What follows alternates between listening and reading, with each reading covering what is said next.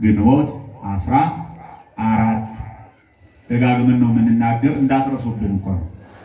መቼም ስራ የምትሄዱ ስራ ናችሁ፣ ትምህርት የምትሄዱ ትምህርት ናችሁ። ሌሎቻችሁ ግን ተገኝተን በዓላቱን ስናከብር እኛ ለበዓላቱ የምንጨምረው ነገር የለም።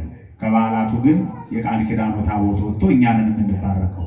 ስለዚህ የጻድቁ አባታችን የአቡነ አረጋዊ ዓመታዊ በዓል በደመቀ ስነስርዓት በዚሁ ቦታ ይከበራል።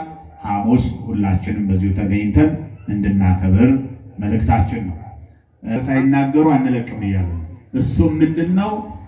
ከሰኔ እንደምታውቁት በዚህ ዓመት ትልልቅ 3 ጊዜ ጉባኤዎች እናደርጋለን ብለን አቅደን ነበር። ከትልልቁ ጉባኤዎች 2ቱ ተካሂደዋል። አንደኛው ታኅሳስ ላይ፣ ሁለተኛው መጋቢት ላይ።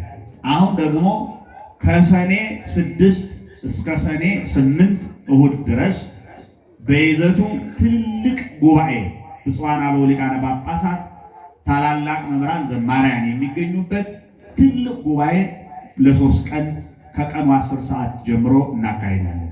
ስለዚህ ለዚህ ጉባኤ ከወዲሁ እንድትዘጋጁ ቅስቀሳ እንድታደርጉ በየሚዲያችሁ ዛሬ እጃችን ላይ ያለው ቴክኖሎጂ ለዚህ ይጠቅማል። ሌላ ነገር ከምንሰራበት፣ ሌላ ክፉ ነገር ከሚወራበት እንዲህ አይነት በጎ ነገር እንዲተላለፍበት መልእክታችን ነው።